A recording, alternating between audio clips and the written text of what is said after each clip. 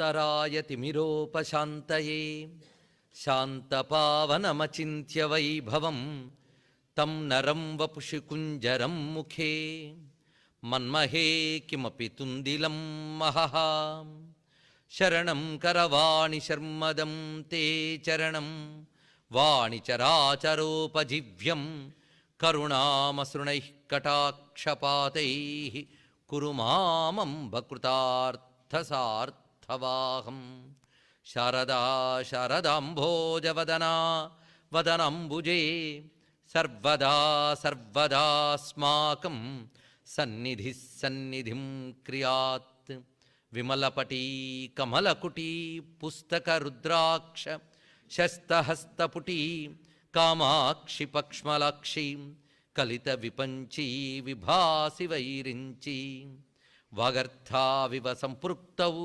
वागर्थप्रतिपत्तये जगतः पितरौ वन्दे पार्वती परमेश्वरौ गुरवे सर्वलोकानां भिषजे भवरोगिणां निधये सर्वविद्यानां दक्षिणामूर्तये नमः।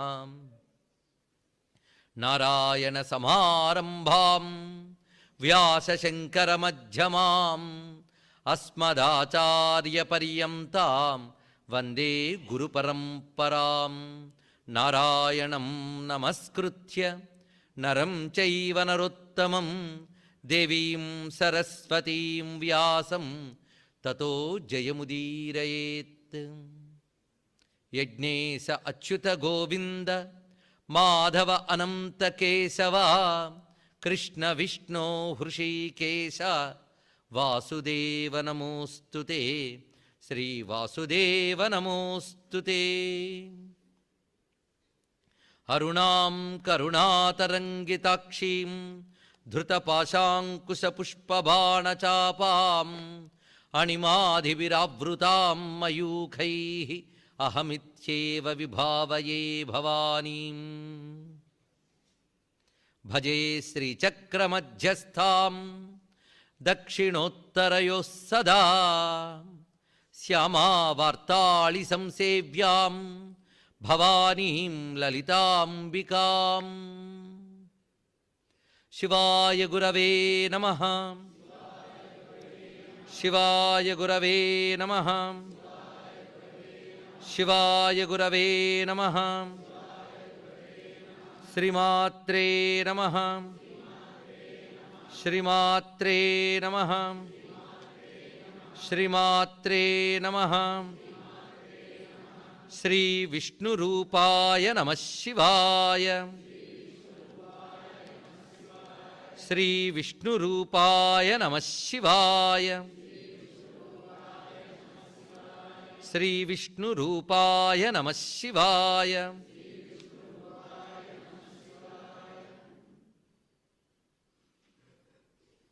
नमो महद्भ्यो ऋषिभ्यो गुरुभ्यो नमः। श्री शारदाचंद्रमौलीश्वराभ्यां नमो नमः। श्री जगद्गुरवे नमो नमः। జగదంబామయమైన ఈ సదస్సుకి సవనీయ నమస్సులు సమర్పణ చేసుకుంటూ ఒక దీక్షగా మనం నిన్న ప్రారంభించుకున్న లలితా సహస్రనామ భాష్య ప్రవచన మహాయజ్ఞంలో నేటి రోజున పూర్వపీఠిక అనబడే ఉపోద్ఘాతాన్ని చెప్పుకోవడం జరిగింది. ఈ ఉపోద్ఘాతం ద్వారా హయగ్రీవ స్వామి అగస్త్య మహర్షికి లలితా సహస్రనామం యొక్క అవతారికను తెలియజేశారు. ఇది సాక్షాత్తు వేద సమానం. ఎందువల్లను అంటే అపౌరుషేయం గనక. ఇది మానవ సృష్టి కాదు. కారణం అమ్మవారి యొక్క స్వరూపములైనటువంటి వశిన్యాది వాగ్దేవతలు మొత్తం 8 మంది వీరు. 50 అక్షముల్లో 8 వర్గములకు అధిదేవతలు. అలాగే మన నుంచి పలికే శబ్దస్థానములు మొత్తం 8. ఆ 8ంటికి అధిదేవతలైన వారు, సర్వమంత్రములకు అధిదేవతలు. అటువంటి వాగ్దేవతలు స్వయంగా అమ్మవారి యొక్క ఆజ్ఞతో అమ్మవారిని స్తుతించారు. సర్వ బ్రహ్మాండ శక్తులకి కేంద్రమైనటువంటి మణిద్వీప సభలో దీన్ని వివరించడం జరిగినది. అది విని అమ్మవారు ఆజ్ఞాపన చేశారు, ఇది బ్రహ్మాండములంతటా ప్రవర్తించాలి, దీనివల్ల నా భక్తులైన వారు తరించాలి. అందుకు అమ్మవారి యొక్క సంకల్పంతో ఆవిడ ఆజ్ఞతో అమ్మవారి స్వరూపాలైనటువంటి వశిన్యాది వాగ్దేవతలు అనుగ్రహించినటువంటి లలితా సహస్రనామ స్తోత్రం. ఇది స్తోత్రం మాత్రమే కాదు, ఒక అద్భుతమైన మంత్రరాశి, ఒక శాస్త్రం అని కూడా మనం చెప్పుకున్నాం. దీనిలో అనేక శాస్త్రములు సమన్వయింపబడుతున్నాయి. ఒకవైపు మంత్రశాస్త్రము, ధర్మశాస్త్రము, యోగశాస్త్రము, తత్వశాస్త్రము, ఈ నాలుగింటిని ఇందులో మనం పరిశీలించవచ్చు. ఇంకా గట్టిగా వెతికితే శ్రీ విద్యా సంబంధమైన సర్వశాస్త్ర సమన్వయం ఈ లలితా సహస్రనామ స్తోత్రం. ఇది శ్రీ విద్యకు సూత్రం అని కూడా వివరించుకున్నాం. ఇలాగా ఒక సారభూతమైన ఉపోద్ఘాత ప్రవచనం నిన్న మనం చేసుకున్నది. ఈరోజు ముందు నుంచి ఊహిస్తున్నటువంటి అంశమే. సుమారు వారం రోజుల నుంచి అనేక రకములైనటువంటి వార్తా వాహినుల ద్వారా మనకి తెలుస్తూనే ఉన్నది ఇటువంటి ఒక విఘ్నం ఏర్పడుతుంది అని. అయితే ఇది విఘ్నం కాదు, దీన్ని ఇంకొక రకమైన దీక్షగా మనం మార్చుకోబోతూ ఉన్నాం. అందుకే నిన్నటి రోజున నామాలు ప్రారంభించలేదు. అనేక మంది శ్రద్ధాళువులు వస్తున్నారు. వివిధ ప్రాంతాల నుంచి వచ్చి 41 రోజులు దీక్షగా వినడానికి ఒక విధమైన ఉపాసనా పద్ధతులు ఇక్కడ ఉన్నవారు ఉన్నారు. అలాంటి వారికి ముందు నేను నమస్కారం చేసుకుంటున్నాను, ఆ శ్రద్ధాళువులకి. ఇక ఇక్కడి నుంచి వచ్చేవాళ్ళు, బయట నుంచి వచ్చేవాళ్ళు, వర్షాల కారణంగా ఇవాళ రాలేని వాళ్ళు ఇవాళ ప్రథమనామం యొక్క వివరణని కోల్పోకూడదని ఉద్దేశంతో ఇవాళ నేను నామాల వ్యాఖ్యానాలకు ప్రవేశించడం లేదు. మరి అటువంటప్పుడు వచ్చిన వాళ్ళ యొక్క విషయం ఏంటి? విఘ్నం, ద్వితీయ విఘ్నం అనేది రాకూడదు కదా, అందుకే ప్రారంభించుకుంటున్నాం. ముఖ్యంగా ఇది అమ్మవారి సంకల్పంగా భావన చేస్తూ స్తోత్ర భాష్యం చెప్పే ముందు స్తోత్రం అంట పఠనం చేసుకోవడం అనేది ఈరోజు మనం చేసుకుందాం. ప్రధానంగా దోషరహితంగా చదువుకోవడం అనేది ఎలాగో అనేది ఇక్కడ స్పష్టంగా చదువుతూ ఉంటే అందరూ వారి దగ్గర ఉన్న గ్రంథాలను పరిశీలించుకోవచ్చు. దోషరహితంగా అధ్యయనం చేసిన వారు చదువుతూ ఉంటేనే కలిపివచ్చు వారి యొక్కది. అయితే ఇక్కడ తప్పులు లేకుండా చదువుతున్నప్పుడు తప్పులతో చదివింది కలవకుండా ఉండేటట్టుగా జాగ్రత్త పడాలి. ఎక్కడ పద విభజన ఎలా చేసుకోవాలనేది కూడా ఇప్పుడు జరుగుతున్నది. పుస్తకం దగ్గర లేని వాళ్ళు, కంఠోపాటలు రాని వాళ్ళు ఏం చేయాలి అంటే శ్రద్ధగా వింటూ ఉంటే చాలు ఒక్కొక్క నామాన్ని. ఇది కూడా అమ్మవారి యొక్క ప్రణాళిక. మొత్తం ఈ 40 రోజుల దీక్షగా చెప్పుకోవడం అనేది ఆవిడ యొక్క సంకల్ప అనుగ్రహాన్ని మనం భావన చేసుకున్నాం. అయితే రేపు మనం కొన్ని మళ్ళీ పునరుక్తిగా చెప్పుకోవచ్చు. కానీ ప్రధానంగా సహస్రనామ స్తోత్రం ముట్టుకునే ముందు ఎటువంటి భావం ఉండాలో నిన్న మనం చెప్పుకున్నాం. శ్రద్ధ కలిగి ఉండాలి, శఠుడు కాకుండా ఉండాలి, అవిశ్వాసి కాకూడదు. ఇలాంటి వాడికి సహస్రనామ స్తోత్రం చెప్పు అని సాక్షాత్ హయగ్రీవ స్వామి ఆజ్ఞాపించాడు. అని కుతూహలము, ఆశో, ఏదో ఫలం మీద కాంక్షో ఇది మాత్రమే అర్హత కాదు ఇది చదవడానికి. భక్తి అనేది ప్రధానమైన అంశం. అందుకే భక్తుడు కాని వాడికి చెప్పకు అని. మిగిలినటువంటి శాస్త్ర విషయములు ఏవి చెప్పినప్పుడు లేని ఉపోద్ఘాతం ఈ శాస్త్రం చెప్పేటప్పుడు హయగ్రీవ స్వామి వివరంగా అగస్త్యుల వారికి చెప్పారు. నీకు నేను ఇప్పటికీ మంత్రిని శాస్త్రం చెప్పాను, దండిని శాస్త్రం చెప్పాను, అమ్మవారి యొక్క పూజా ప్రకరణం, హోమ ప్రకరణం, పురశ్చరణ ప్రకరణం ఇత్యాదులన్నీ వివరించాను. ఇది ఎందుకు చెప్పలేదు అంటే ఇది రహస్య విద్య గనక, భక్తుడైన వాడికి ప్రకటించవచ్చు కనుక నీకు చెప్తున్నాను అంటే. అంతవరకు అగస్త్యుల వారు భక్తులు కారా? ఇప్పుడు ఆ భక్తి ప్రకటింపబడింది ప్రశ్న రూపంలో ఆయనకి. అలా ప్రకటింపబడాలంటే శ్రద్ధ శిష్యుల్లోంచి కనబడాలి. అగస్త్యుడంతటి వాడి నుంచి కూడా హయగ్రీవ స్వామి వారు శ్రద్ధని ఆశించారంటే ఇంకా మిగిలిన వారి విషయంలో సహస్రనామం వినడానికి శ్రద్ధయే ప్రధాన అర్హత. అంతేగాని ఎలాగో తీరుకుంది కదా వెళ్ళొచ్చేద్దాం అనే వాళ్ళకి కాదుట ఇది. ఇవాళ ఏదో వర్షం పడింది గనక సహస్రనామ స్తోత్రంతో చెప్పుకున్నాం. కానీ రేపటి నుంచి వర్షం పడినా ఏదైనా దీక్ష ఆగదు. సహస్రనామ భాషం సాగుతూనే ఉంటుంది. శ్రద్ధాళువులకు మాత్రమే ఇది. అందుకు ఎవరిక్కడ వింటారనేది నిన్ననే చెప్పుకున్నాం. సహస్రనామ స్తోత్ర ప్రస్తావన చేయగానే ఎంతమంది దేవతలు వస్తారు, దివ్యోగ సిద్ధోగ మానవోగములన్నీ కూడా ఇక్కడ సమావేశమై మనల్ని అనుగ్రహిస్తున్నాయి. జగద్గురువులు భారతీతీర్థ మహాస్వామి వారి దివ్య చరణాలకి నమస్కారం చేసుకుంటూ శ్రీచక్రాధిదేవత అయినటువంటి మహాకాళి, మహాలక్ష్మి, మహాసరస్వతి స్వరూపిణి లలితా మహాత్రిపుర సుందరి పరాభట్టారిక యొక్క రూపమైన శ్రీ శారదా పరమేశ్వరికి నమస్సులు సమర్పణ చేసుకుంటూ హయగ్రీవ స్వామి వారు చెప్పిన ఒక మంచి వాక్యం ఉన్నది, అది చెప్పుకుని ఇందులో ప్రవేశిద్దాం. సహస్రనామం పఠించేటప్పుడు కానీ వినేటప్పుడు కానీ ఈ శ్లోకం గుర్తుపెట్టుకోవాలి. ప్రధానంగా కేవలం నామబుద్ధిస్తే నకార్యాతేషు కుంభజా మంత్రాత్మకత్వమేతేషాం నామాత్మతామపిచ. ఇవి నామాల్లా కనబడుతున్నా ఇవి నామములనే బుద్ధితో దీన్ని పఠించకు అన్నాడు. అందుకే కేవలం నామబుద్ధిస్తే నకార్యాతేషు, నామబుద్ధితో దీన్ని స్పృశించవద్దు. ఇది మంత్రాత్మకత్వం, ఇది పూర్తిగా మంత్రరాశితో కూడినటువంటిది. అయితే మంత్రములు నేరుగా బీజాక్షాదులతో వాటితో ఉంటే దీక్షాదులు కావాలి. కానీ దానిని నామముల్లో అలాగా సంపుడితం చేసి పెట్టారు. అందుకు కేవలం భక్తితో శ్రద్ధతో పఠించుకున్నప్పటికీ ఇది మంత్రానుష్ఠాన ఫలితాన్ని ఇవ్వగలదు. అందుకు అనుష్ఠానపరులైన వారు దీన్ని నిత్యానుష్ఠానంగా చేసుకోవాలి అని ప్రత్యేకించి వివరిస్తున్నారు. ఇప్పుడు మనం సహస్రనామ స్తోత్రం చదువుకుని అప్పుడు అమ్మవారు సంకల్పాన్ని అనుసరించి ఫలశ్రుతి విషయాలు కూడా కొన్ని వివరించుకుందాం. గురవే సర్వలోకానాం భిషజే భవరోగిణాం నిధయే సర్వవిద్యానాం దక్షిణామూర్తయే నమః. వందే గజేంద్రవదనం వామాంకారూఢవల్లభాశ్లిష్టం కుంకుమపరాగశోణం కువలయనీజారకోరకాపీడం. ఓం అస్య శ్రీలలితా దివ్యసహస్రనామ స్తోత్రమాలా మహామంత్రస్య వశిన్యాదివాగ్దేవతా ఋషయః అనుష్టుప్ఛందః శ్రీలలితా మహాత్రిపురసుందరీ పరాభట్టారికా శ్రీమద్రాజరాజేశ్వరీ పరదేవతా దేవతా. శ్రీలలితా మహాత్రిపురసుందరీ ప్రసాదసిద్ధ్యర్థే జపే వినియోగః.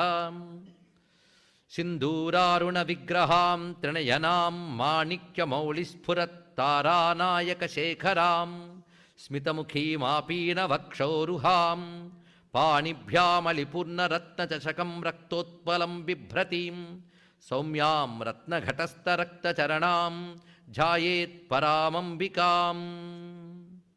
అరుణాం కరుణాతరంగితాక్షీం ధృతపాశాంకుశపుష్పబాణచాపాం అణిమాదిభిరావృతాం మయూఖైః అహమిత్యేవ విభావయే భవానీం. నమో బ్రహ్మాదిభ్యో బ్రహ్మ విద్యా సంప్రదాయకర్తృభ్యో వంశర్షిభ్యో నమో గురుభ్యః.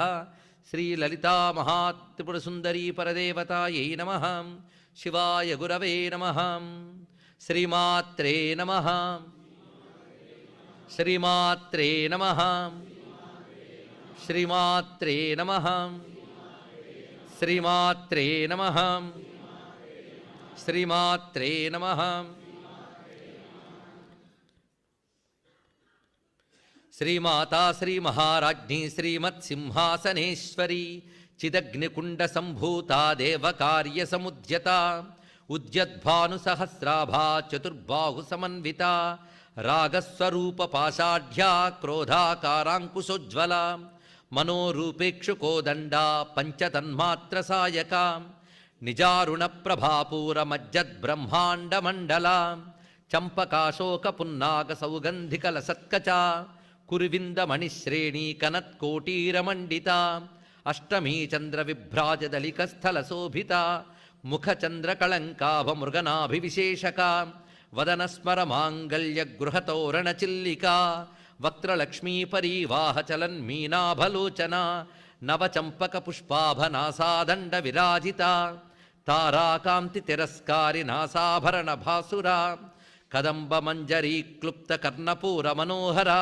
తాటంకయుగళీభూత తపనోడుపమండల పద్మరాగశిలాదర్శ పరిభావి కపోలభూ నవ విద్రుమబింబ శ్రీన్యక్కారి రదనచ్చద శుద్ధ విద్యాంకురాకార ద్విజపంక్తి ద్వయోజ్వల కర్పూర వీటికామోద సమాకర్ష దిగంతర నిజ సల్లాప మాధుర్య వినిర్భర్సిత కచ్చపి మందస్మిత ప్రభాపూర మజ్జత్కామే సమానస అనాకలిత సాదృశ్య చుబుకశ్రీ విరాజిత కామేశబద్ధమాంగళ్య సూత్ర శోభిత కంధర కనకాంగద కేయూర కమనీయ భుజాన్విత రత్నగ్రేవేయ చింతాకలోల ముక్తాఫలాన్విత కామేశ్వర ప్రేమరత్నమణి ప్రతిపణస్తని నాభ్యాలవాల రోమాళి లతాఫల కుచద్వయీ లక్ష్య రోమలతాధారతా సమున్నేయ మధ్యమ స్తనభారదళన్మధ్య పట్టబంధవళిత్రయ అరుణారుణ కౌసుంభవస్త్రభాస్వత్కటీతటీ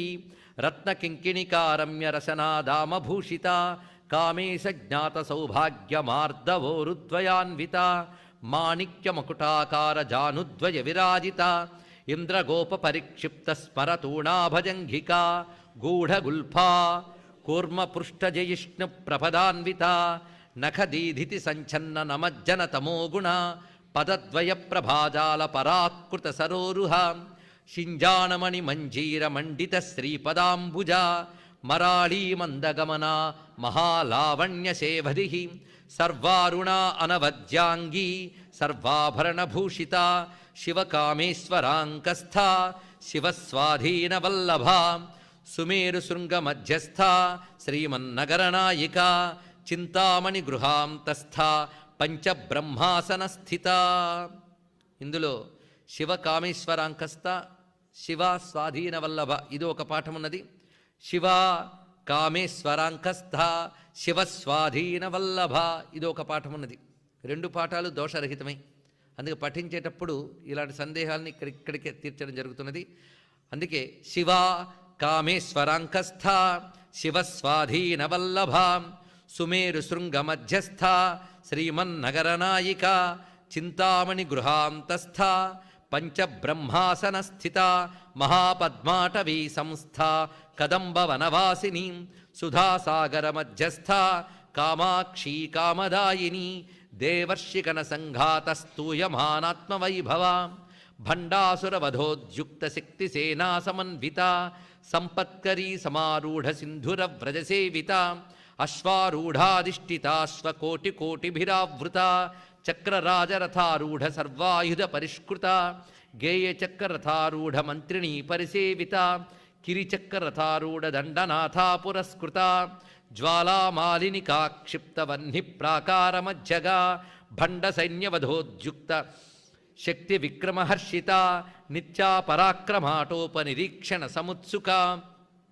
భండపుత్రవధోద్యుక్త బాలా విక్రమనందిత మంత్రిణ్యంబా విరచిత విశుక్రవధతోషిత విషంగ ప్రాణహరణ వారాహి వీర్యనందిత కామేశ్వర ముఖాలోక కల్పిత శ్రీ గణేశ్వర మహాగణేశ నిర్భిన్న విఘ్నయంత్ర ప్రహర్షిత భండాసురేంద్ర నిర్ముక్త శస్త్ర ప్రత్యస్త్రవర్షిణి కరాంగుళి నఖోత్పన్న నారాయణ దశాకృతి మహాపాశుపతాస్త్రాగ్ని నిర్దగ్ధాసుర సైనిక కామేశ్వరాస్త్ర నిర్దగ్ధ సభండాసుర శూన్యక.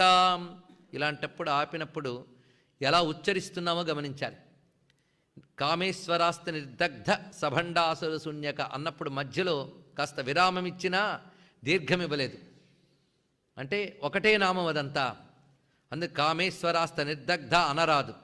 కామేశ్వరాస్త నిర్దగ్ధ సభండాసుర శూన్యక బ్రహ్మోపేంద్ర మహేంద్రాది దేవ సంస్థుత వైభవాం హరనేత్రాగ్ని సందగ్ధ కామ సంజీవనౌషధి శ్రీమద్వాగ్భవకూటైక స్వరూప ముఖ పంకజ కంఠాద కటిపర్యంత మధ్యకూటస్వరూపిణి శక్తికూటైకతాపన్న కట్యధోభాగధారిణి మూలమంత్రాత్మిక మూలకూటత్రయకళేభరా కులామృతైకరసిక కుల సంకేతపాలిని కులాంగనా కులాంతస్థ కౌళిని కులయోగిని అకులా సమయాంతస్థ సమయాచార తత్పరా మూలాధారైకనిలయ బ్రహ్మగ్రంథి విభేదిని మణిపూరాంతరుదిత విష్ణుగ్రంథి విభేదిని ఆజ్ఞాచక్రాంతరాళస్థ రుద్రగ్రంథి విభేదిని సహస్రారాంబుజారూఢ సుధాసారాభివర్షిణి తటిల్లతా సమరుచి షట్చక్రోపరి సంస్థిత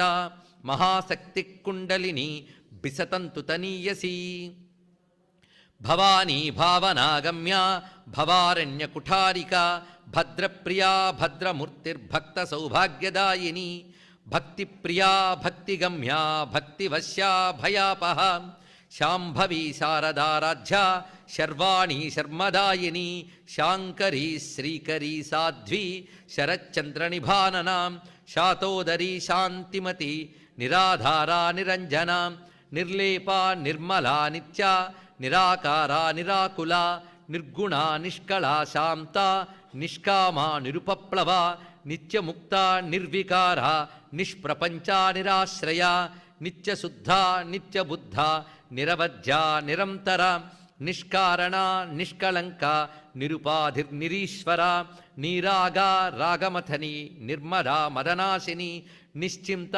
నిరహంకార నిర్మోహ మోహనాశిని నిర్మమా మమతాహంత్రి నిష్పాప పాపనాశిని నిష్క్రోధా క్రోధశమని నిర్లోభా లోభనాశిని నిస్సంశయా సంశయఘ్ని నిర్భవా భవనాశిని నిర్వికల్పా నిరాబాధ నిర్భేదా భేదనాశిని నిర్నాశా మృత్యుమథని నిష్క్రియా నిష్పరిగ్రహ నిస్తులా నీలచుకురా నిరపాయా నిరత్యయా దుర్లభా దుర్గమా దుర్గా దుఃఖహంత్రి సుఖప్రద దుష్టదూరా దురాచారశమని దోషవర్జిత సర్వజ్ఞ సాంద్రకరుణ సమానాధికవర్జిత సర్వశక్తిమయీ సర్వమంగళ సద్గతిప్రద సర్వేశ్వరీ సర్వమయీ సర్వమంత్రస్వరూపిణీ సర్వయంత్రాత్మిక సర్వతంత్రరూపా మనోన్మని మాహేశ్వరీ మహాదేవి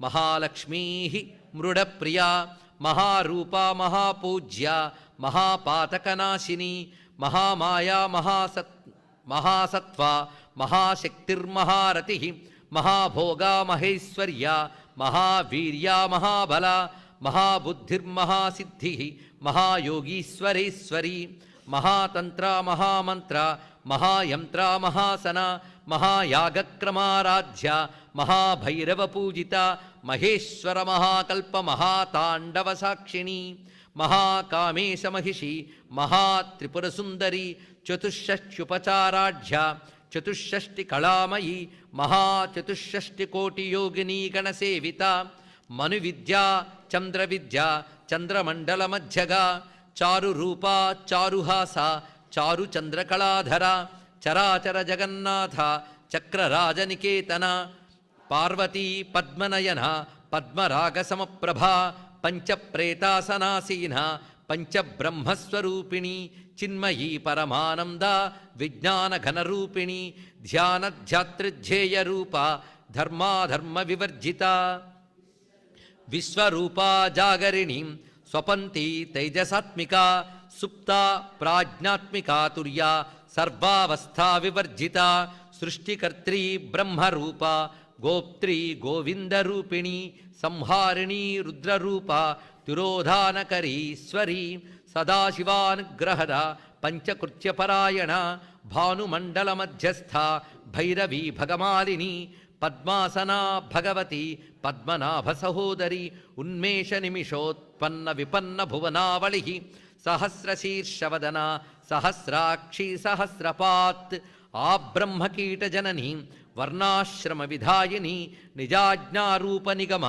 పుణ్యాపుణ్యఫలప్రద శృతిసీమంత సింధూరీకృతపాదాబ్జధూళిక సకలాగమ సందోహ శుక్తి సంపుటమౌక్తిక పురుషార్థప్రదా పూర్ణ భోగిని భువనేశ్వరి అంబికా అనాదినిధన హరిబ్రహ్మేంద్ర సేవిత నారాయణీ నాదరూప నామరూప వివర్జిత హ్రీంకారీ హ్రీమతి హృద్య హేయోపాదేయవర్జిత రాజరాజార్చిత రాజ్ఞీ రమ్యా రాజీవలోచన రంజనీ రమణీరస్య రణత్కింకిణిమేఖల రమా రాకేందువదన రతిరూపా రతిప్రియ రక్షాకరీ రాక్షసఘ్ని రామా రమణలంపట కామ్యా కామకళారూప కదంబ కుసుమప్రియ కళ్యాణీ జగతీకంద కరుణారససాగర కళావతీ కళాలాప కాంతా కాదంబరి ప్రియ వరద వామనయన వారుణీ మదవిహ్వల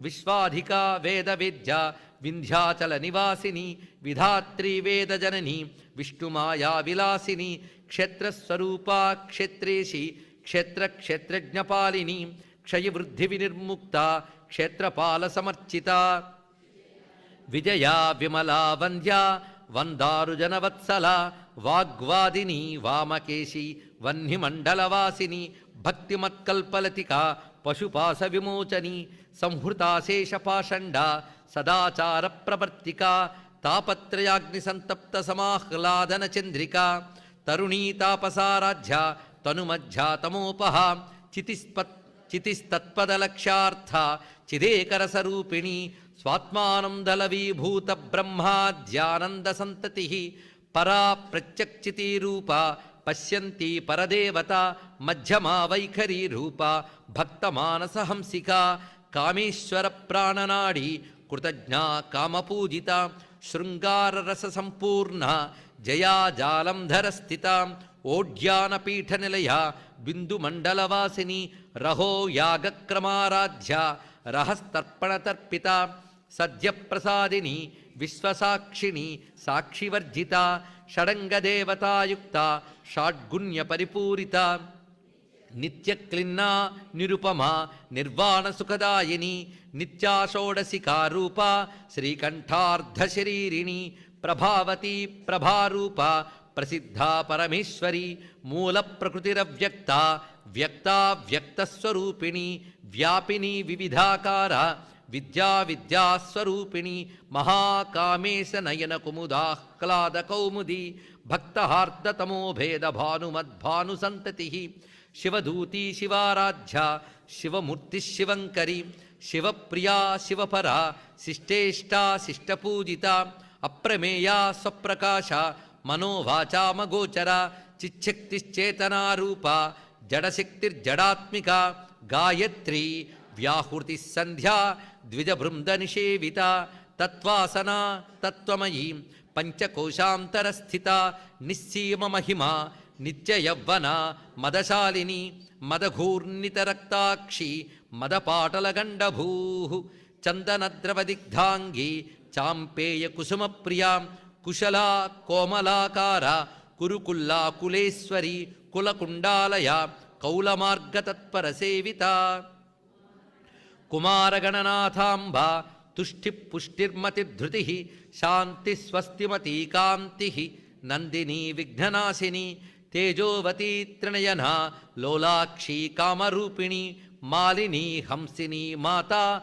మలయాచలవాసిని సుముఖీ నలిని శుభ్రూ శోభనా సురనాయిక కలకంఠీ కాంతిమతి క్షోభిని సూక్ష్మరూపిణి వజ్రేశ్వరీ వామదేవి వయోవస్థా వివర్జిత సిద్ధేశ్వరీ సిద్ధవిద్యా సిద్ధమాతా యశస్విని విశుద్ధచక్రనిలయ రక్తవర్ణా త్రిలోచన ఖట్వాంగాదిప్రహరణ వదనైక సమన్విత పాయసాన్న ప్రియా త్వక్స్థ పశులోక భయంకరి అమృతాది మహాశక్తి సంవృత డాకినీశ్వరీ అనాహతాబ్జనిలయ శ్యామాభావదనద్వయ దంష్ట్రోజ్వలాక్షమాలాదిధర రుధిర సంస్థిత కాళరాత్ర్యాదిశక్త్యౌఘవృత స్నిగ్ధౌదన ప్రియా మహావీరేంద్రవరద రాకిణ్యంబాస్వరూపిణీ మణిపూరాబ్జనిలయ వదనత్రయ సంయుత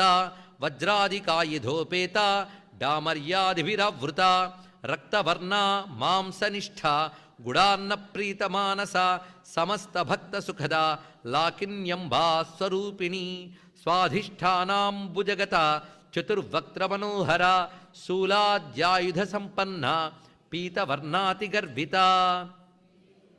మేధో నిష్ఠా మధుప్రీత బందిన్యాది సమన్విత దధ్యన్నాసక్త హృదయ కాకినీ రూపధారిణి మూలాధారాంబుజారూఢ పంచవక్త్ర అస్థి సంస్థిత అంకుశాది ప్రహరణ వరదాది నిషేవిత ముద్గౌదనాసక్త చిత్త సాకిన్యంబాస్వరూపిణి ఆజ్ఞాచక్రాబ్జనిలయ శుక్లవర్ణాషడానన మజ్జా సంస్థ హంసవతీ ముఖ్యశక్తి సమన్విత హరిద్రాన్నైకరసిక హాకినీ రూపధారిణి సహస్రదళ పద్మస్థ సర్వవర్ణోపశోభిత సర్వాయుధర శుక్ల సంస్థిత సర్వతోముఖీ సర్వౌదన ప్రీతచిత్త యాకిన్యంబాస్వరూపిణి స్వాహా స్వధా మతిర్మేధ శృతిస్మృతిరనుత్తమా పుణ్యకీర్తి పుణ్యలభ్య పుణ్యశ్రవణకీర్తన పులోమజార్చిత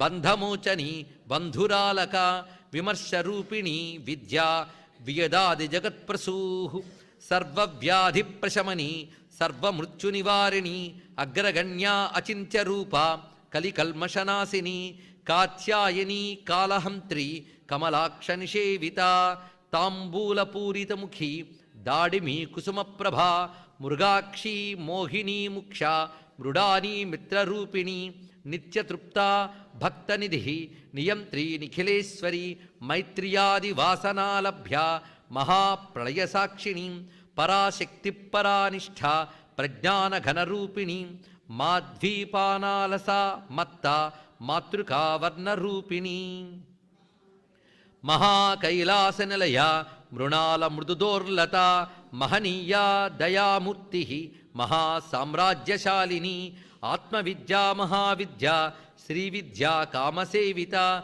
శ్రీ షోడసాక్షరీ విద్య త్రికూటా కామకోటిక కటాక్షికరీభూత కమలాకోటి సేవిత శిరస్థితా చంద్రనిభా ఫాలశ్చంద్రధనుప్రభా హృదయస్థారవిప్రక్ష త్రికోణాంతరదీపికా దాక్షాయణీ దైత్యహంత్రి దక్షయజ్ఞవినాశిని దరాం దోళితదీర్ఘాక్షి దరహాసోజ్వలన్ముఖి గురుమూర్తిర్గుణనిధిర్గోమాతా గుహజన్మభూ దేవేశీ దండనీతిస్థ దహరాకాశరూపిణి ప్రతిపన్ముక్షరాకాంతతిథిమండలపూజిత కళాత్మికా కళానాథ కావ్యాలాప వినోదిని సచామరరమావాణి సవ్యదక్షిణ సేవిత ఆదిశక్తిరమేయాత్మ పరమా పావనాకృతి అనేకకోటి బ్రహ్మాండజనని దివ్య విగ్రహ క్లీంకారీ కేవలా గుహ్య కైవల్యపదదాయిని త్రిపురా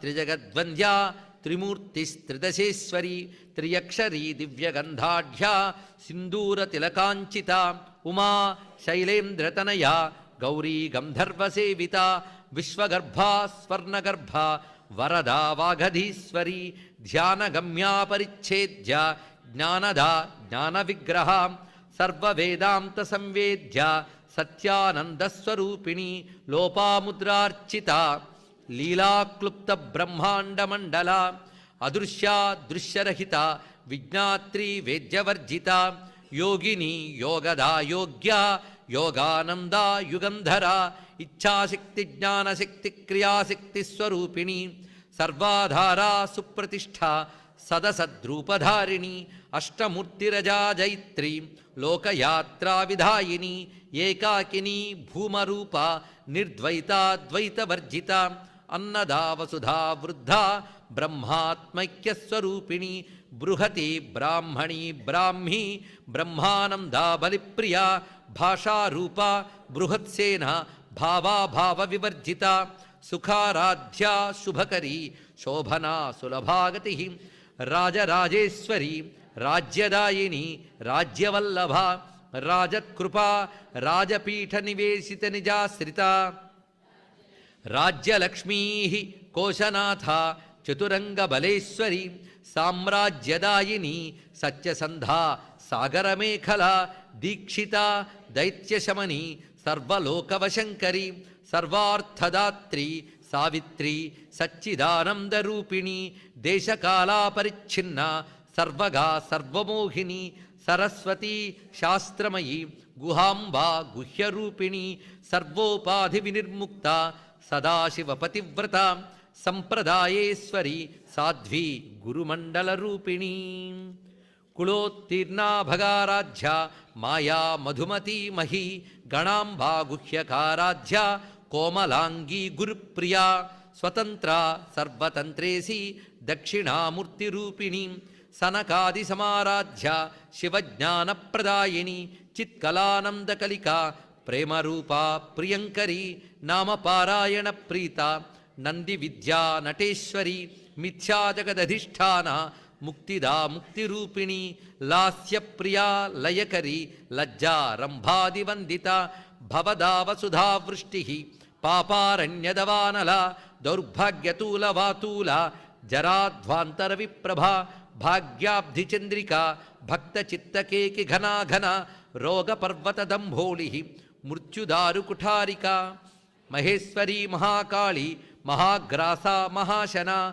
అపర్ణా చండిక చండముండాసురనిషూదిని క్షరాక్షరాత్మిక సర్వలోకేశీ విశ్వధారిణి త్రివర్గదాత్రి సుభగా త్ర్యంబకా త్రిగుణాత్మిక స్వర్గాపవర్గద శుద్ధ జపాపుష్పనిభాకృతి ఓజోవతీ ద్యుతిధర యజ్ఞరూపా ప్రియవ్రత దురారాధ్య దురాధర్ష పాటలీ కుసుమప్రియ మహతి మేరునిలయ మందార కుసుమప్రియ వీరారాధ్య విరాడ్రూప విరజా విశ్వతోముఖి ప్రత్యగ్రూపా పరాకాశ ప్రాణదా ప్రాణరూపిణి మార్తాండభైరవారాధ్య మంత్రిణీ న్యస్త రాజ్యధూ త్రిపురేశీ జయత్సేన నిస్త్రైగుణ్యా పరాపర సత్యజ్ఞానానందరూప సామరస్య పరాయణ కపర్దిని కళామాల కామధుక్కామరూపిణి కళానిధి కావ్యకళ రసజ్ఞా రససేవధి పుష్టా పురాతన పూజ్య పుష్కరా పుష్కరేక్షణ పరంజ్యోతి పరంధామ పరమాణు పరాత్పర పాశహస్తా పాశహంత్రి పరమంత్ర విభేదిని మూర్తా మూర్త నిత్యతృప్త మునిమానసహంసిక సత్యవ్రత సత్యరూప సర్వాంతర్యామిని సతి బ్రహ్మాణి బ్రహ్మజనని బహురూపా బుధార్చిత ప్రసవిత్రీ ప్రచండాజ్ఞ ప్రతిష్ఠా ప్రకటాకృతి ప్రాణేశ్వరీ ప్రాణదాత్రి పంచాశత్పీఠరూపిణి విశృంఖలా వివిక్తస్థ వీరమాతా వియత్ప్రసూ ముకుందా ముక్తినిలయ మూల విగ్రహరూపిణి భావజ్ఞా భవరోగఘ్ని భవచక్రప్రవర్తిని ఛందస్సారా శాస్త్రసారా మంత్రసారా తలోదరి ఉదారకీర్తిరుద్దామ వైభవ వర్ణరూపిణి జన్మ మృత్యుజరాతప్త జన విశ్రాంతిదాయిని సర్వోపనిషదుద్ఘుష్ట శాంత్యతీత కళాత్మిక గంభీరా గగనాంతస్థ గర్వితా గానలోలుప కల్పనారహిత కాంత కల్పనారహిత కాష్ఠ కాంత కాంతార్థ విగ్రహ కార్యకారణ్నిర్ముక్త కామకేళితరంగిత కనత్కనకతాటంక లీలా విగ్రహధారిణి అజా క్షయ వినిర్ముక్త ముగ్ధా క్షిప్రప్రసాదిని అంతర్ముఖ సమారాధ్య బహిర్ముఖ సుదుర్లభా త్రయీ త్రివర్గనిలయ త్రిస్థా త్రిపురమాలిని నిరామయా నిరాలంబ స్వాత్మా రామా సుధాశ్రుతి సంసార పంక నిర్మగ్న సముద్ధరణ పండిత యజ్ఞప్రియా యజ్ఞకర్త్రి యజమానస్వరూపిణి ధర్మాధార ధనాధ్యక్ష ధనధాన్య వివర్ధిని విప్రప్రియా విప్రరూప విశ్వభ్రమణకారిణి విశ్వగ్రాస విద్రుమాభ వైష్ణవీ విష్ణురూపిణి అయోనిర్యోనినిలయ కూటస్థా కులరూపిణి వీరగోష్ఠీ ప్రియా వీరా నైష్కర్మ్యానాదరూపిణి విజ్ఞానకలనా కల్యా విదగ్ధా బైందవాసన తత్వాధికా తత్వమయీ తత్వమర్థస్వరూపిణి సామగాన ప్రియా సౌమ్య సదాశివ కుటుంబిని సవ్యాపసవ్యమార్గస్థ సర్వాపద్వినివారిణి స్వస్థ స్వభావమధుర ధీరా ధీరసమర్చిత ధీరాధీరసమర్చిత చైతన్యార్ఘ్య సమారాధ్య చైతన్య కుసుమ ప్రియ సదోదిత సదాతుష్ట తరుణాదిత్యపాటల దక్షిణ దక్షిణారాధ్య దరస్మేరముఖాంబుజ కౌళిని కేవలానర్ఘ కైవల్య పదదాయిని స్తోత్రప్రియా స్తుతిమతి శృతి సంస్తుత వైభవ మనస్విని మానవతి మహేషి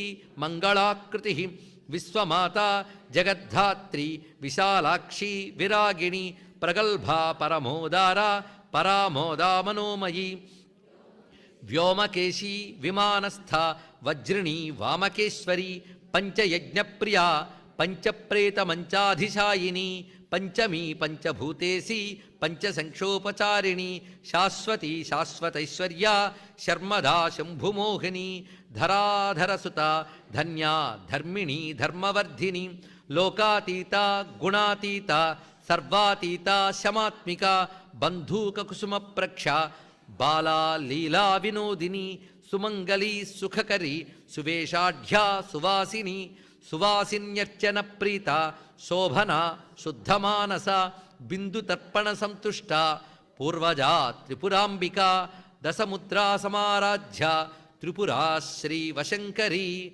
త్రిపురా శ్రీ వశంకరీ జ్ఞానముద్రా జ్ఞానగమ్య జ్ఞానజ్ఞేయస్వరూపిణి యోనిముద్రా త్రిఖండేశి త్రిగుణాంబా త్రికోణగా అనఘా అద్భుత చారిత్ర వాంఛితార్థప్రదాయిని అభ్యాసాతిశయజ్ఞాత షడధ్వాతీతరూపిణి అవ్యాజకరుణామూర్తి అజ్ఞానధ్వాంతదీపిక ఆబాలగోపవిదిత సర్వానుల్లంఘ్య శాసన శ్రీచక్రరాజనిలయ శ్రీమత్త్రిపురసుందరీ శివా శివశక్త్యైక్యరూపిణి శ్రీలలితాంబిక శివా శివశక్త్యైక్యరూపిణి శ్రీలలితాంబిక శివా శివశక్త్యైక్యరూపిణి శ్రీలలితాంబిక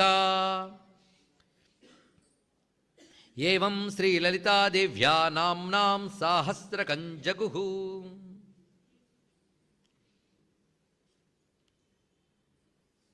యదక్షరపదభ్రష్టం మాత్రాహీనం తు యద్భవేత్ తత్సర్వం క్షమ్యతాం దేవి ప్రసీద పరమేశ్వరీ. శ్రీ ఉమాయై నమః. శ్రీ ఉమాయై నమః. శ్రీ ఉమాయై నమః. శ్రీ ఉమాయై నమః. శ్రీ ఉమాయై నమః. శ్రీ ఉమాయై నమః. శ్రీ ఉమాయై నమః. శ్రీ ఉమాయై నమః. శ్రీ ఉమాయై నమః. శ్రీ ఉమాయై నమః. శ్రీ ఉమాయై నమః. శ్రీ ఉమాయై నమః.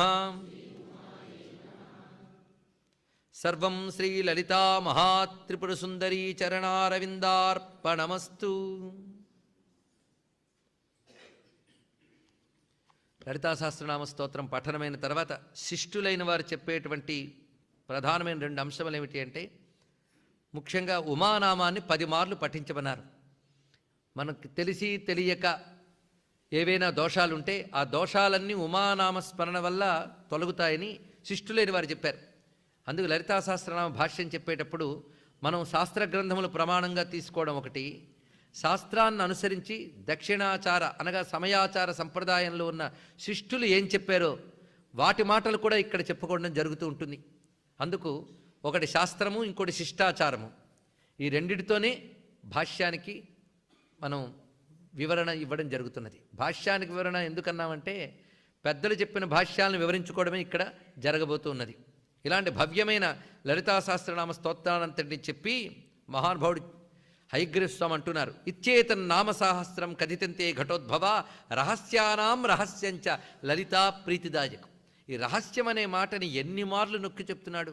నిన్న కూడా రహస్యం అన్నాం, రహస్యం కనుకనే దీన్ని పక్కన పెట్టానన్నాడు. అంటే అర్థం ఏంటంటే ఇందులో మనకి రహస్యం అనగా నిన్న చెప్పుకున్న ధర్మశాస్త్ర, మంత్రశాస్త్ర, తత్వశాస్త్రముల్ని రహస్య శాస్త్రములు అంటారు. ఆ 3 శాస్త్రాంశములు ఇందులో ఉన్నాయి. అనేక నామములు కేవలం ఉపాసకులైన వారికి మాత్రమే అర్థమవుతాయి. అలాంటి నామాలు ఉన్నాయి. సంస్కృత భాష తెలిసినంత మాత్రాన్ని లలితా సహస్రనామాలకు అర్థం చెప్పలేరు. ఆ మధ్య ఒక సంస్కృత పండితుడి దగ్గరికి వెళ్ళి కొందరు అడిగేట సహస్రనామాలకు అర్థం చెప్తారా అని. ఆయన చాలా సంస్కారవంతుడు. భాష తెలిసినంత మాత్రాన దీనికి అర్థం చెప్పలేరండి అన్నాడు. ఇంగ్లీష్ తెలిసినంత మాత్రాన మెడిసిన్ పుస్తకం ఇచ్చి చెప్పమంటే ఎలా ఉంటుందండి? ఇంగ్లీష్ లెక్చర్కి మెడిసిన్ పుస్తకం అది కూడా ఇంగ్లీష్లోనే ఉంది కదా చెప్పండి అంటే ఎలా ఉంటుంది? శాస్త్ర గ్రంథం వేరు, భాష వేరు.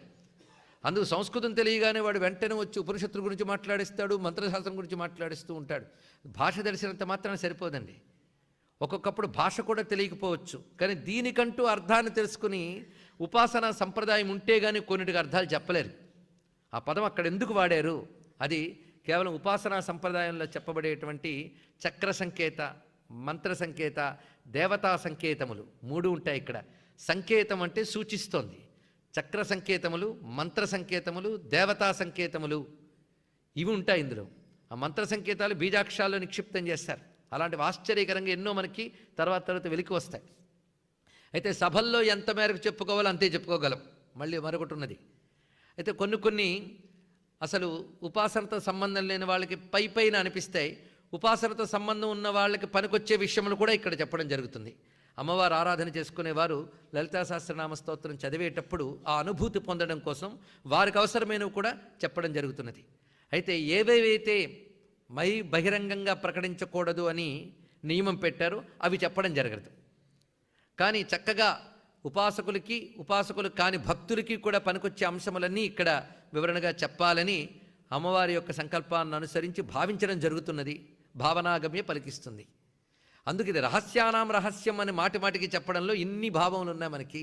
ఆ పూజా సంకేత, చక్ర సంకేత, మంత్ర సంకేత, దేవతా సంకేతములు ఉన్నాయి కనుకనే ఇవి రహస్యనామములు. ఆ సంకేతాలు తెలిస్తే కానీ ఆ నామాలకు అర్థం తెలియదు. అనేన సదృశం స్తోత్రం నభూతన్న భవిష్యతి. ఇది గొప్ప మాట. ఇలాంటి స్తోత్రము ఇదివరకు లేదు, ఇకపై రాదన్నారు. ఇది చదవగానే మరికొంతమంది 10 పుస్తకాలు చదివిన వాళ్ళు అంటూ ఉంటారు, ఇది ఒకటి అలవాటండి మీకు. ఏ వ్రతం చేస్తే ఆ వ్రతాన్ని మించింది లేదంటారు, ఏ స్తోత్రం చదివితే దాన్ని మించింది లేదంటారు. ఇది చాలా చిరాకే. ఇది కాదు, సంప్రదాయం తెలిస్తే ఆ మాటనం. మీరు చూడండి, ఏ వ్రతం చేసినా వ్రతానాం ఉత్తమం వ్రతం అంటూ ఉంటారు. అది ఎలా అండి అంటే ఆ వ్రతం చేసినప్పుడు మాత్రం ఈ వ్రతాన్ని మించింది లేదనే చేయాలండి. అప్పుడు దాని ఫలితం వస్తుంది. అంతగా నీ వ్రతం చేస్తూ ఇది ఉంది కానీ దానికంటే గొప్పది మరొకటి ఉందండి అంటే ఇక్కడ మీ చేత ఆరాధింపబడే దేవతకి ఆ శ్రద్ధ కనబడదు. అందుకే శ్రద్ధ అంటే ఏది పట్టుకుంటామో అదే పరమం అనిపించాలి. అప్పుడు మనకి పురాణాలు, స్తోత్రాలు అన్నిటికీ సమన్వయ సూత్రం దొరికిపోతుంది. ఎందుకంటే మనకి భౌతిక శాస్త్రాల్లో ఉండవు ఆధ్యాత్మిక శాస్త్రాలు. ఇది తెలియక శివపురాణం చెబితే శివుడు గొప్ప, విష్ణు పురాణం చెబితే విష్ణువు గొప్ప, శక్తి పురాణం చెబితే శక్తి గొప్ప, ఇంతకు ఎవరు గొప్ప అండి అంటారు. మీరు ఏ దేవతను ఆరాధిస్తున్నారో ఆ దేవత అందరికంటే గొప్ప అనుకోవాలి, అంతేగాని మిగిలిన వాళ్ళు తక్కువ అనకూడదు. ఇది తెలిసి ఆ దేవత ఉపాసన ఎవరైతే చేస్తారో ఆ దేవత వారికి పరబ్రహ్మముగా అనుగ్రహిస్తుంది. అదేవిధంగా ఇక్కడ కూడా ఈ స్తోత్రం పఠించేటప్పుడు దీన్ని మించింది లేదనే భావంతో చేయాలి. ఇది ఎలాంటిదంటే పెద్దలు సమకూర్చడం కూడా అలాగే సమకూర్చారండి. ఏది తీసుకుంటే అదే పరిపూర్ణం అన్నట్లుగా సమకూర్చారు. ఒక పెద్ద అగ్నిజ్వాలలోంచి కాసింత నిప్పు తీసుకున్నా దానికి అదే పరిపూర్ణం, అవునా కదా? అంత జ్వాలా లక్షణం దానిలో ఉన్నది.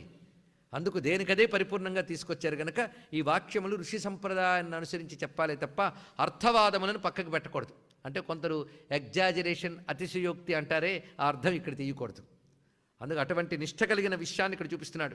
దీనికి ఉన్న శక్తులు చూడండి: సర్వరోగ ప్రశమనం, సర్వసంపత్ప్రవర్ధనం, సర్వాపమృత్యుశమనం, కాలమృత్యు నివారణం, సర్వజ్వరార్తిశమనం, దీర్ఘాయుష్యప్రదాయకం, పుత్రప్రథమ పుత్రాణం, పురుషార్థప్రదాయకం. వీటికి నేనేవి తెలుగులో అనువాదం చెప్పక్కర్లేదు, అందరికీ తెలుసు. చాలామంది స్తోత్రం కంటే ఫలశ్రుతి మీదే మహాప్రీతి ఉంటుందని మనం గతంలో ఒకసారి చెప్పుకున్నాం. ఫలశ్రుతి కానీ ముందు చెప్పకుండా చివరికి చెప్తే మరొక ప్రమాదం ఉంది. అందుకేనేమో నేను చివరికి చెప్దాం అనుకున్న అమ్మ ఇవాళ చెప్పించారు నా చేత. ఎందుకంటే అయ్యో చివరికి తెలిస్తే ఇది కాస్త ముందు వినుంటే మరింత శ్రద్ధగా వినేవాళ్ళం కదండి అంటారు. అందుకు ముందే ఫలశ్రుతి తెలిస్తే శ్రద్ధ మరింత పెరుగుతుంది. అందుకు ఇన్ని ఫలాలు ఉన్నాయట. అయితే లలితా సహస్రనామంలో గొప్ప విశేషం ఏంటంటే భౌతిక ఫలములు ఇస్తున్నది, ముక్తిని ఇస్తున్నది, రెండు ఇస్తుంది. కొంతమంది బడాయికి పోయి కొన్ని మాటలు అంటూ ఉంటారండి, ఈ భౌతిక ఫలాలన్నీ కాదు, కావలసింది వేదాంతము, బ్రహ్మ విద్య, ఆత్మజ్ఞానం, ఎన్నో కబుర్లు. వాడు బయటికి కిందకి దిగితే తెలుస్తుంది వాడికి ఏం కావాలో. అందుకు ఎంత కాదన్నా ఈ శరీరం ఉన్నంతకాలం అంత తేలిగ్గా అహం బ్రహ్మాస్మి జ్ఞానం రాదు కదా అని విచారణ మానకూడదు. సాధనలో విచారణ చేస్తూనే ఉండాలి. కానీ మనం ఏ ఆశ్రమంలో ఉన్నామో దానికి తగ్గట్లు మనకి కొన్ని అవసరాలు ఉంటాయి, శారీరక పరిస్థితులు ఉంటాయి, ప్రారబ్ధ కర్మల యొక్క బలము ఉంటుంది. వాటి నుంచి మనం బయటపడితే కానీ విచారణ చేయలేం, తరించలేం. అందుకే జీవుడికి ఇవన్నీ సరిగ్గా జరగాలి అన్నా వాటికి కావలసినటువంటి ఫలములు కూడా ఇవ్వగలదు. అందుకే మీరు ఈ సహస్రనామాల్లోనే అమ్మవారి అనుగ్రహం ఎలా ఉంటుందో కొన్ని నామాలు ఉన్నాయి. ఒకరోజు ప్రత్యేకించి ఆ విభజన చేసి మరీ చెప్పుకుందాం. అనుగ్రహానికి సంబంధించిన నామములేంటి, బ్రహ్మ విద్యకు సంబంధించిన నామములేంటి, ఏ అవతారాలు ఎక్కడ చెప్పబడ్డాయి, అవన్నీ ఎక్కడికక్కడ వివరణతోనూ మనం చెప్పుకుంటూ ఉంటే ఆ నామాలు వచ్చినప్పుడు మరింత ఆనందంగా అనుభూతితో పఠించవచ్చు. అలా ఇక్కడ అనేకములైన అనుగ్రహాలు అమ్మవారు ఉన్నాయి. అందులో ఐహికము, పారమార్థికము రెండూ ఉంటాయి. అసలు లలితా విద్య యొక్క గొప్పతనమే అది. కొన్ని విద్యలు మేము మోక్షం ఇస్తాం తప్ప ఐహిక ఫలములు ఇవ్వం, అది కావాలంటే మరో చోటుకి వెళ్ళండి అంటారు. ఈ స్పెషలైజేషన్ డాక్టర్స్ లాగా. మరికొందరు ఉంటారు, అది మేము ఐహిక ఫలాలే ఇస్తాం తప్ప మోక్షం ఇవ్వం అని మరికొన్ని మంత్రాలు అంటాయట. కానీ ఒక్క లలితా విద్య మాత్రం, అనగా శ్రీ విద్య మాత్రం రెండూ ఇస్తానని చెప్తుంది రండి. అందుకు భుక్తి ముక్తి ప్రదాయిని అమ్మవారు. భుక్తి అంటే ఇహలోక పరలోక సుఖములకి భుక్తి అని పేరు. ఇది అంటే భుక్తి అంటే తిండి కాదు, అనుభవం అని అర్థం. అందుకే ఇహలోక పరలోక సుఖములకి భుక్తి అని పేరు. ముక్తి అనేది మరొకటి ఉన్నది. అందుకు భుక్తి ముక్తి రెండూ ఇవ్వగలిగిన విద్యయే శ్రీ విద్య అని పరంపర చెప్తున్నది, శాస్త్రం మనకు చెప్తున్నది. ఆ మంత్రంలో ఆ రహస్యం ఉన్నది, ఈ స్తోత్రంలో ఆ విశేషం ఉన్నది. అందుకు ఇక్కడ చెప్తున్నవన్నీ కూడా ఐహికమైన ఫలాలు చూపించారు. సర్వరోగ ప్రశమనం, సర్వసంప్రవర్ధనం, ఇవి కావాలి. ఎందుకంటే భోజనం పెట్టకుండా కూర్చోబెట్టి శాస్త్రనామ భాష్యం చెప్తున్నానంటే వింటారు ఎవరైనా? చెప్పేవాడికి కష్టమే, వినేవాడికి కష్టమే. బాగా తలనొప్పి ఉంటే ఇక్కడ కూర్చున్నా అనుకోండి, శాస్త్రనామ భాష్యం చెప్తూ ఉంటే ఎంత ఆస్వాదించే లక్షణం మనం కూర్చోగలమా? అందుకు ఇవన్నీ జరగాలి. సర్వరోగ ప్రశమనం, సర్వసంప్రవర్ధనం. అయితే కోరుకునేటప్పుడు ఒక్కటి, నా సాధనకి ఆటంకము లేని విధముగా ఇవి లభించుగాక. ఈ కోరిక చాలా ముఖ్యం. ఇది పరమార్థ దృష్టి. నా సాధనకు ఆటంకము లేని విధముగా, ఇది తెలుసుకోవాలి. ఏమండి ఇవన్నీ పోగు చేసుకుందాం తర్వాత సాధన చేద్దామంటే తప్పండి. మళ్ళీ ఈ పోగు చేసుకోవడంలోనే ఆయువైపోతుంది. సాధన చేస్తూ ఉండాలి. ఈ సాధనకి ఇవి సహకరించాలి. సాధనకి ఇవి విఘ్నాలు కాకూడదు. సంపద సాధనకి సహకరిస్తుంది. ఎందుకంటే మనం దానం చేయడము, ఆహారం తినడము, ఆరోగ్యం చూసుకోవడానికి సంపద కావాలి. దీనివల్ల సాధన చక్కగా చేసుకోగలరు. కానీ సంపాదన కోసం సాధన పక్కన పెడితే అప్పుడు సంపాదన విఘ్నమైంది, చూసారా? అందుకే సంపాదన ఎంత సహకారో అంత విఘ్నం కూడా అయిపోతుంది. అందుకే ఇవి కోరుకోవడం, అమ్మవారిని ఎందుకు కోరుకోవాలంటే ఇవి లేకపోతే నాకు రావాలి, ఇవి ఉంటే అవి నీ సాధనకి విఘ్నం కలిగించకుండా ఉండాలి, ఇది తెలుసుకోవాలి. అందుకే నిజమైన సాధకుడు సాధనకి విఘ్నం కలిగించేవేవైనా పక్కకు తోసేస్తాడండి, ఇది తెలుసుకోవాలి. అయ్యా సహస్రనామం వినడానికి చాలా ఇబ్బందులు ఉన్నాయండి, ఇబ్బందులు పక్కకు తోసి వినగలిగితే అది సాధన, అది సత్ఫలితం. అందుకు ఎంతో కొంత త్యాగం లేకపోతే ఏది దొరుకుతుందండి? త్యాగేనేకి అమృతత్వ మానుషం, మోక్షానికి అంత త్యాగం కావాలి, మరి అమ్మవారి అనుగ్రహం కావాలంటే ఎంతో కొంత కావాలి. అందుకే ఇందులో చెప్పిన అహీకమైన ఫలాలన్నీ కూడా మనకు కావలసినవి, సాధనకు విఘ్నం కాకుండా ఉండవలసినవి. అందుకు అమ్మవారిని కోరుకుంటే ఆ విధంగా ఏర్పాటు చేస్తారు. ఇదం విశేషాత్ శ్రీదేవ్యా స్తోత్రం ప్రీతి విధాయకం. ఇందులో గొప్ప ప్రయోజనం ఏంటంటే ఇవన్నీ ఒక ఎత్తు అండి.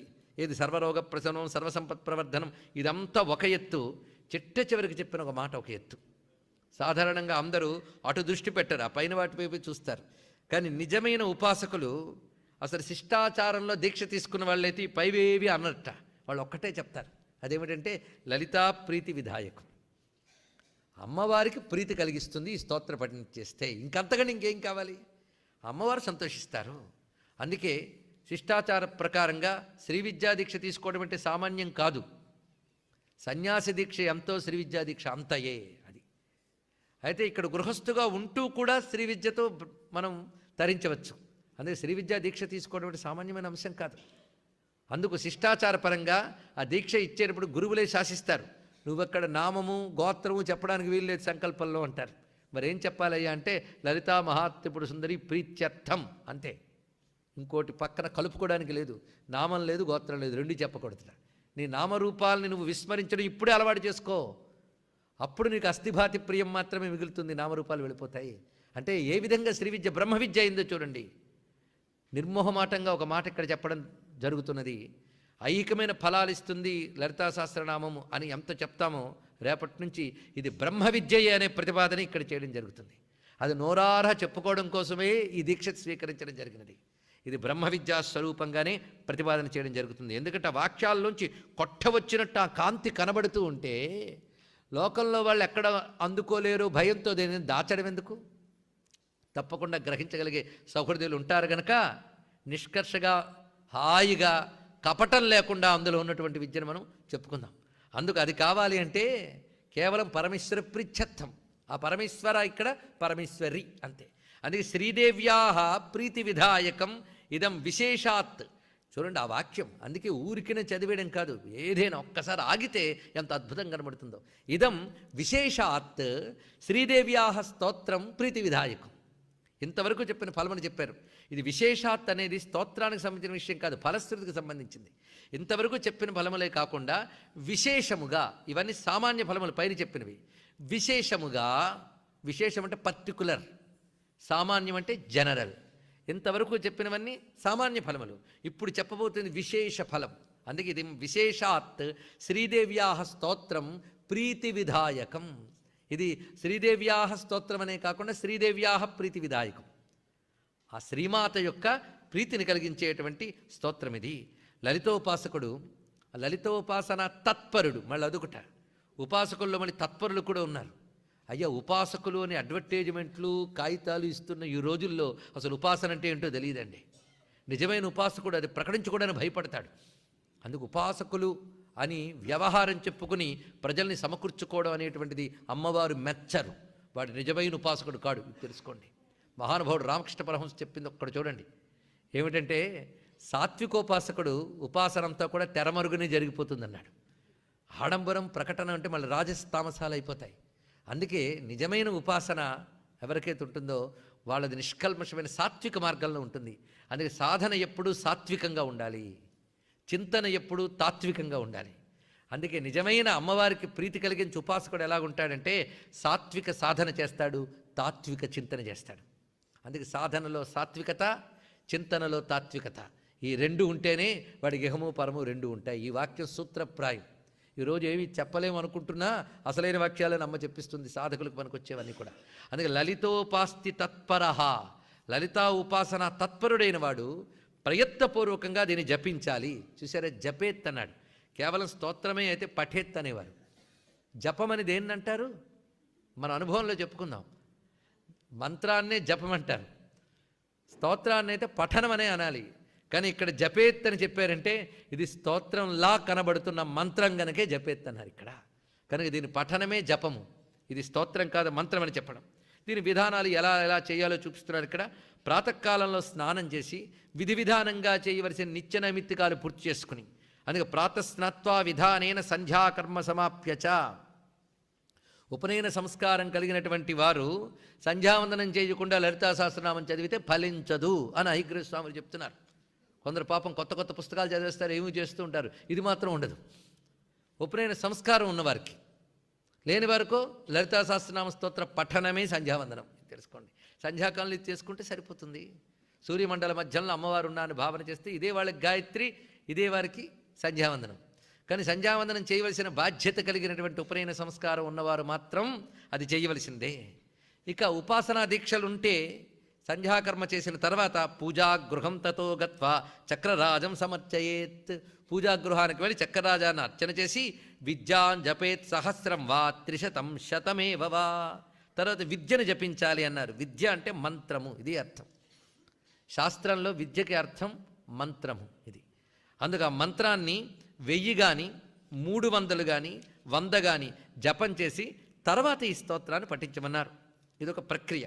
ఈ విధంగా చేసి ఎవరైతే నిత్యానుష్ఠానంగా పెట్టుకుంటారో వారు ధన్యులు. ఇలాగా ఎంత గొప్పదంటే జన్మ మధ్యంలో ఒక్కసారి చేసిన ఇది గొప్పదయ్యా అన్నారు. అయితే చాలాసార్లు చేశాం కనుక గొప్పవాళ్ళం అనమాట.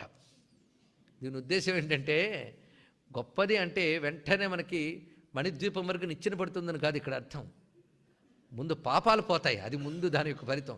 ఈ పాపాలు పోతే ఒక్కసారి గట్టిగా చేస్తే మరొకసారి చేయాలని మంచి బుద్ధి పుడుతుంది. అది ఆవిడ పుట్టిస్తుంది క్రమంగా. అందుకే సాధన ఎలాగోలా మొదలుపెట్టండి. అది ఎంత గొప్పదంటే ఒక్కసారి మనం తల్లి చెయ్యి పట్టుకుంటే ఆ తల్లి వదలదండి, నడిపించుకు తీసుకుపోతుంది. అందుకు ఒక్కసారి పట్టుకున్న ఎప్పటికో అప్పటికైనా వాడిని తప్పకుండా తీసుకువెళుతుంది. ఇది పఠిస్తే వచ్చే ఫలితం చెప్తున్నాను వినవయ్యా అని. తస్య పుణ్యఫలం వక్షే శృణుత్వం కుంభ సంభవా. ఓ అగస్త్య విను, ఏమిటంటే అనేక జన్మల్లో గంగాది సర్వతీర్థాల్లో స్నానం చేస్తే ఏ ఫలితం వస్తుందో వివరిస్తున్నారు చూడండి. ఒక్కసారి లలితా సహస్రనామ స్తోత్రాన్ని ఇందాక చెప్పిన పద్ధతిలో పఠిస్తే, ఇందాక చెప్పిన పద్ధతిలో ఒక్కసారి పఠించినా గంగాది సర్వతీర్థేషు యస్నాయాత్ కోటి జన్మసు కోటి లింగ ప్రతిష్టాంచ యక్కుర్యాదవిముక్తకే. కాశీక్షేత్రంలో కోటి లింగాలను ప్రతిష్ఠించిన ఫలితం. మొదటిది ఏమనుకున్నాం? గంగాది సర్వతీర్థముల్లో స్నానం చేసిన ఫలితం అనేక జన్మల్లో. కోటిలింగ ప్రతిష్ఠ కాశీలో చేసిన ఫలితం. కురుక్షేత్రంలో సూర్యగ్రహణంలో కోటి గోవుల్ని దానం చేసిన ఫలితం. అలాగే శ్రోత్రియుడైనటువంటి విప్రునకు కోటి బారువుల బంగారాన్ని దానం చేసిన ఫలితం.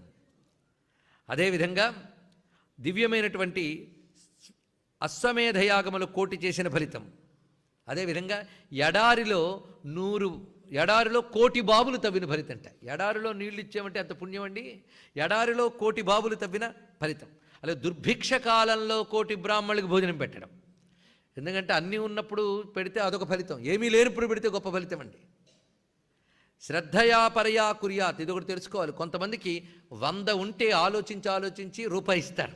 గొప్ప దానం చేసిన ఫలితం వస్తుందా అని అడుగుతుంటారు. ఏం రాదు, నువ్వు చేసింది ఎంత, అయితే ఎంతో కొంత ఇచ్చావు. కానీ కొంతమంది వాళ్ళకుందో లేదో చూసుకుని అవతల వాళ్ళకి ఇస్తుంటారే, అలాంటి వాళ్ళు మోక్షం గురించి పెద్ద పెద్ద కబుర్లు ఆడద్దండి. వాటికి చాలా దూరంగా ఉన్నాం తెలుసుకోవాలి. రంతిదేవుళ్ళు లాంటి మహానుభావులను తెలుసుకుంటే, ఉన్నది సమస్తం ఇచ్చినటువంటి వాళ్ళని తలంచుకుంటే మనం ఎంత లోభిగా ఉన్నామో ఆలోచించండి. అందుకే లోభి పెద్ద పెద్ద ఆశలు కబుర్లు ఆడకూడదు. వితరణశీలం అనేది చాలా ఉండాలి. అలాంటి వితరణశీలం గొప్ప కాలం. అందుకే ప్రతికూల పరిస్థితుల్లో చేసిన దానానికి ఇంకా ఎక్కువ ఫలితం ఉంటుంది. అయ్యా అన్ని వాతావరణంలో బాగున్నప్పుడు మేము లలితా శాస్త్రం విన్నామండి అంటే బాగుంటుంది. కానీ దీర్ఘమైన వర్షము తుఫాను వచ్చినప్పుడు కూడా వచ్చి లలితా శాస్త్రం విన్నామనుకోండి, దానికి ఇంకా ఎక్కువ ఫలితం ఉంటుంది. ఎందువల్ల ప్రతికూలంలో కూడా వచ్చాం కనుక దీక్షకు గొప్ప పరీక్ష కదా. అందుకే ఇక్కడ దుర్భిక్షే ప్రతిదినం కోటి బ్రాహ్మణ భోజనం శ్రద్ధయా పరయా కుర్యా సహస్ర పరివత్సరాన్. ఇలా అలాగా అనేక కాలములు ఎవరు చేస్తారో వారికి ఎన్ని ఫలితములు లభిస్తాయో ఇవన్నీ కలిపి చేసిన ఫలితం ఒక్కసారి లలితా సహస్రనామ స్తోత్రాన్ని భక్తిగా హృదయం పెట్టి ఇందాక చెప్పిన పద్ధతిలో ఏది నిత్య నైమిత్తికములు చేసుకుని చక్రార్చన చేసుకుని 1000 జపం చేసి తర్వాత పఠిస్తే అంత ఫలితం ఉంటుంది. అందుకు రహస్యనామ సహస్రనామైకమపి ఎప్పటేత్. అంతేకాదు ఇందులో ఒక్కొక్క నామం పఠించినప్పటికీ కూడా తస్య పాపాని నశ్యంతి మహాన్ చెప్పిన సంశయ. 1000 నామాలు కలిపి గుత్తిగా ఉండే ఫలితం చెప్పుకున్నాం. ఒక్కొక్క నామానికి కూడా అనేక కోట్ల పాపములని పోగొట్టే శక్తి ఉన్నది. అబ్బా అంత ఉందా అండి? ఎప్పుడైనా శాస్త్రవాక్యముల యందు అలా చెప్తారు కానీ అంటే దోషం వస్తుందండి. ఫలితం రాసి సరికదా శంకించిన దోషం ఒకటి వస్తుందట. అదే శాస్త్రవాక్యం నందు ఋషి చెప్పాడు సత్యం అని చేయడమే. అలా చేస్తే దానికి శ్రద్ధ అని పేరు. అప్పుడు తప్పకుండా ఫలితం వస్తుంది. శ్రద్ధావాన్ లభతే జ్ఞానం. ఇక్కడ ఒక చిన్న ఉదాహరణ చెప్పాలి. ఒక గురువుగారికి భయంకరమైన రోగం వచ్చిందట, ఎప్పటికీ తగ్గట్లేదు. అప్పుడు 2 శిష్యులు ఉన్నారు. మా గురువుగారికి తగ్గాలండి ఏదైనా చేస్తాను చెప్పండి, ఏదైనా ప్రక్రియ చెప్పండి అన్నట్ట. అందులో అప్పుడు అక్కడికి వచ్చినటువంటి జ్యోతిష్ శాస్త్రవేత్త గొప్ప మాట చెప్పాడు. ఏం లేదయ్యా, 10 అశ్వమేధయాగాలు కానీ చేస్తే మీ గురువుగారికి ఉన్న రోగం పోతుందని చెప్పాట. వెంటనే మొదటి శిష్యుడు అన్నట్ట, ఒక్క అశ్వమేధయాగమే ఎలా చేయాలో మనకు తెలియదు, పైగా కలియుగంలో అశ్వమేధయాగం నిషేధం. అశ్వాలంబం గవాలంబం సన్యాసం ఫలపైతృకం ఇవన్నీ కలవు పంచచవర్జయత్ కదా. కలియుగంలో నిషేధించదగినది అశ్వమేధయాగం. కేవలం అశ్వమేధ పన్నములు పఠించవచ్చు కానీ అశ్వమేధయాగం కలియుగంలో చెయ్యరాదని శాస్త్రం చెప్తున్నది. అలాంటప్పుడు గురువుగారికి 10 అశ్వమేధయాగాలు చేస్తే రోగం తగ్గుతుందని చెప్పడం సమంజసమా? మొత్తాన్ని మా గురువుగారు రోగం తగ్గదని చెప్పడానికి ఇది ఇలా చెప్పాడు అనమాట అన్నాడు. ఎవడు? మొదట ఆయన. రెండో ఆయన అయితే నాకు చాలా సంతోషంగా ఉందండి అన్నట్ట. ఏమంటే మా గురువుగారు రోగం తగ్గిపోతుందని. ఏమంటే చెప్తున్నాడు, ఫలానా తీర్థంలో ఫలానా సమయంలో స్నానం చేస్తే 10 అశ్వమేధయాగములు చేసిన ఫలితం లభిస్తుంది అని ఫలానా పురాణంలో చదివాను.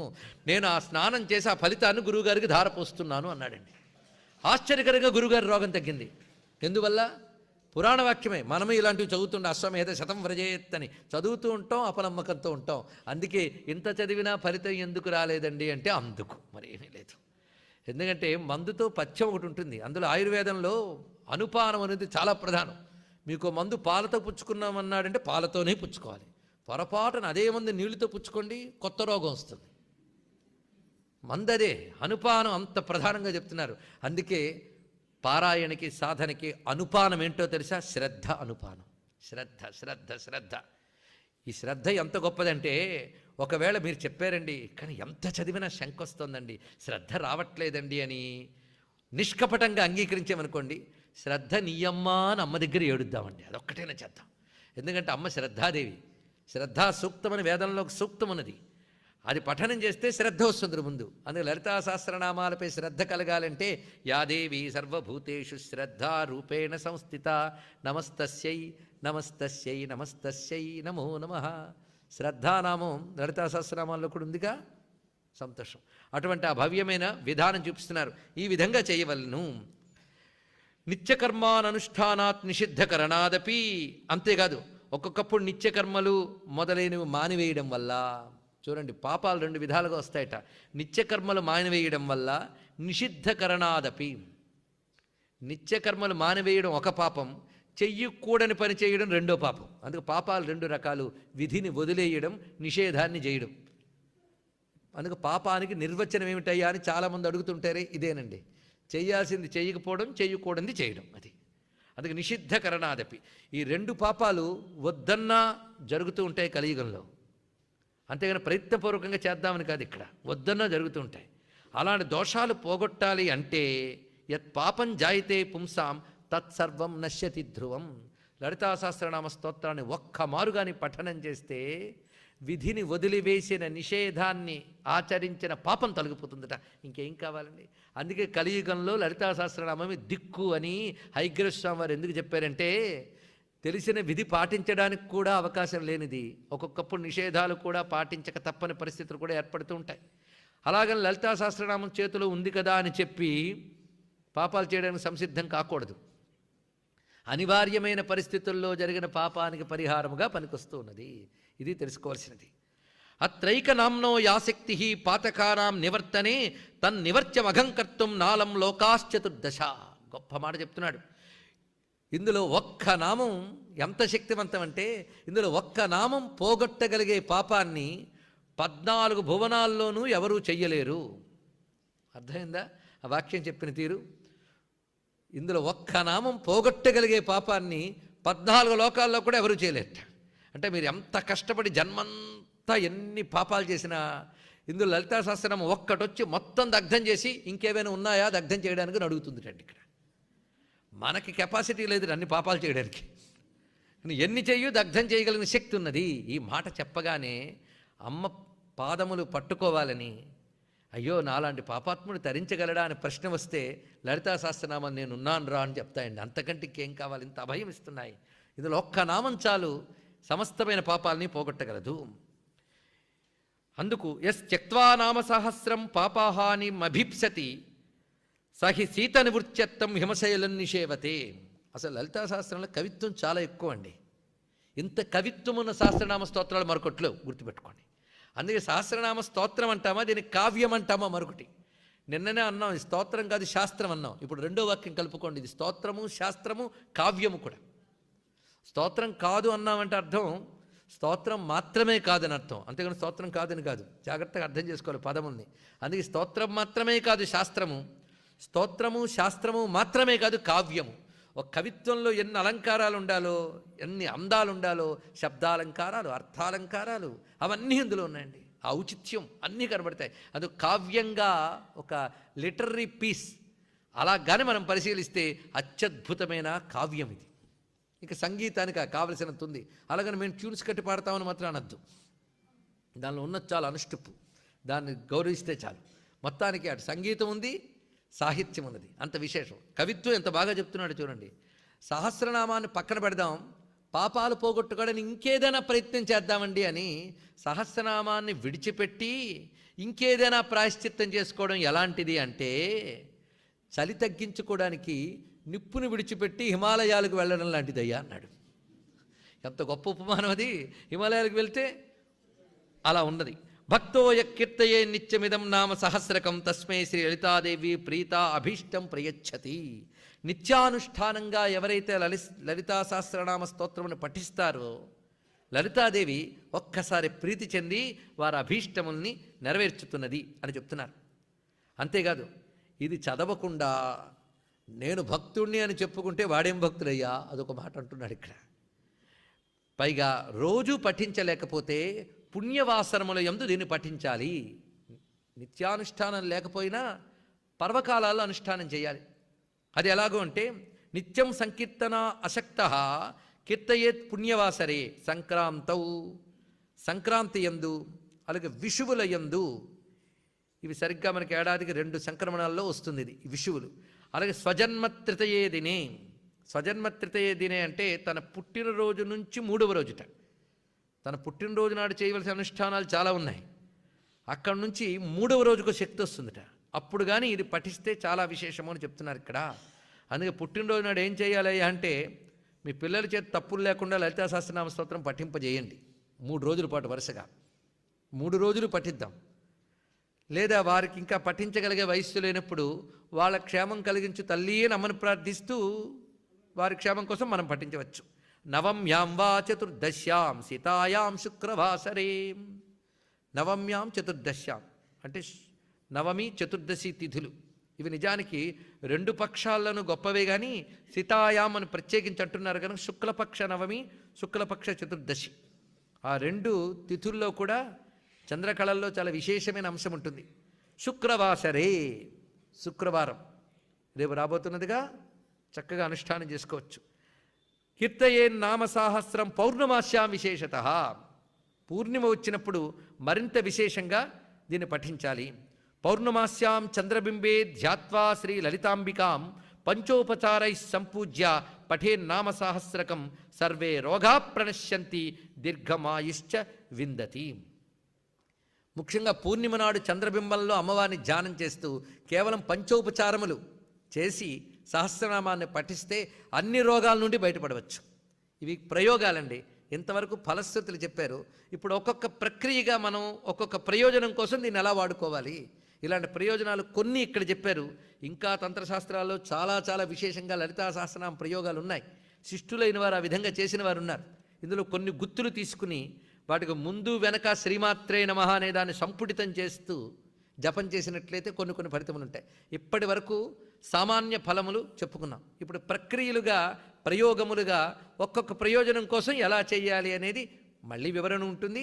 వాటిని మిగిలిన రోజుల్లో సందర్భానుగుణంగా తెలుసుకుందాం. ప్రస్తుతానికి ప్రధానమైన ఫలశ్రుతిని చెప్పుకున్నాం.